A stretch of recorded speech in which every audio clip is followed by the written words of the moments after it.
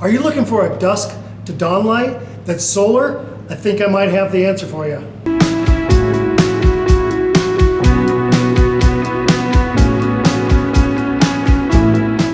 Hi, this is Ross with DIY on the House.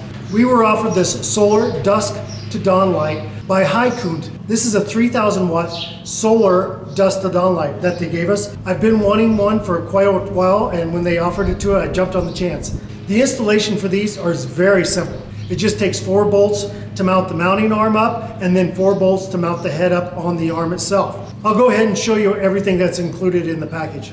So in the package, everything that's included is actually the solar light itself. They offer a 1600 watt, a 2000 watt, and a 3000 watt. This is the 3000 watt unit. It's a TW030. In the kit, you'll get a mounting arm. This will mount up to the structure itself, and then you'll be able to mount the head up to that.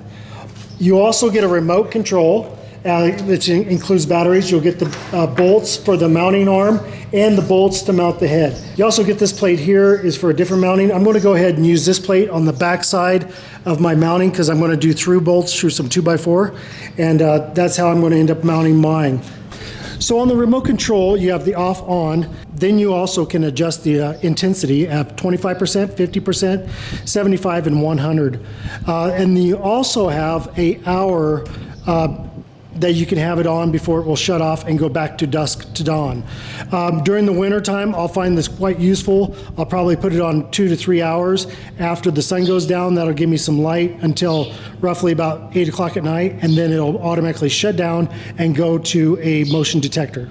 So when it goes into motion detectness, it'll come on at 100%. It'll stay on for a short time, and then it'll pop back off, and then once something else triggers it, it'll pop back on. So the tools we're going to need a drill, a bit that's the same size or just a hair larger than the mounting bolts, a level, a pencil, and some drill bits, and also safety glasses as well. I'm going to go ahead and mount mine above my shop, right above the slider door. I've already tapped 4 holes in it, and I'm going to go ahead and mount the mounting arm first in this installation, and then once that's nice and secure, I'll bring the head up and mount it. All right, I've got the arm in place and it's ready for the head. It's all bolted in and secured nice and tight. If in case we have any large winds, it's going to be nice and steady. So I'll go ahead and prep the head and I'll show you how to do that. All right, we've got the 3000 watt solar head here.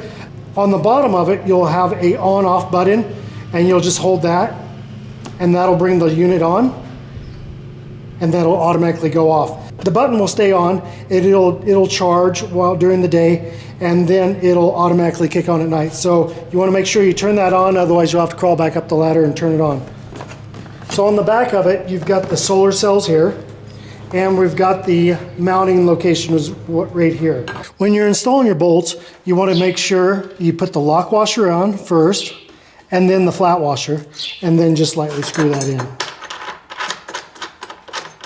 All right, so this is all ready to go. They do supply a wrench. It is a 14 millimeter. I'm going to be using my own. I have a ratchet style wrench, so it's going to make it a lot easier on me. So I'll go ahead and get this unit put up. And like I said, we want to make sure it is in the on position and ready to roll. You want to make sure that the solar side is up.